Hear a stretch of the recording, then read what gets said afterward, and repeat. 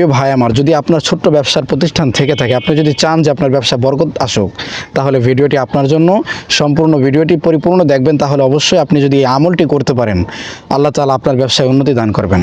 হাকিমুল উম্মাত আশরাফ আলী থানবী রহমতুল্লাহি আলাইহির লিখিত একটি কিতাব আমলে কোরআনী, সেই গ্রন্থ থেকে আমরা এই আমলটি নিয়েছি। এটি পরীক্ষিত একটি আমল, সবাই করতেছেন এই আমলটি, আপনিও চাইলে করতে পারেন। এই ছোট্ট একটি আয়াত আপনি লিখে আপনার ঘরের মধ্যে, দোকানের মধ্যে টানিয়ে রাখেন আপনার ব্যবসা প্রতিষ্ঠানে, ইনশাআল্লাহ তাআলা আল্লাহ তাআলা চাহেন তো আপনার ব্যবসার মধ্যে আল্লাহ তাআলা অগণিত বরকত দান করবেন। সূরা তাওবার 111 নম্বর আয়াতটি আপনি লিখে আপনার ব্যবসা প্রতিষ্ঠানে টানিয়ে রাখবেন। আয়াতটি স্ক্রিনে দেওয়া রয়েছে, সূরা তাওবার 111 নম্বর আয়াত।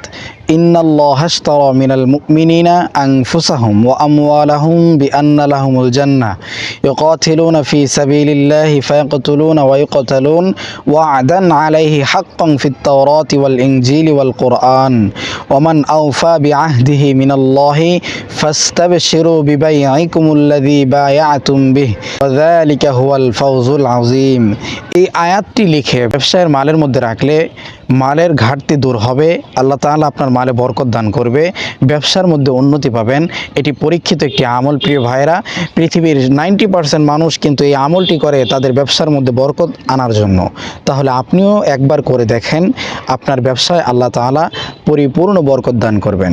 আমাদের ভিডিওটি যদি আপনার কাছে পছন্দনীয় হয়, তাহলে অবশ্যই আমাদের চ্যানেলটি সাবস্ক্রাইব করে আমাদের পাশে থাকবেন।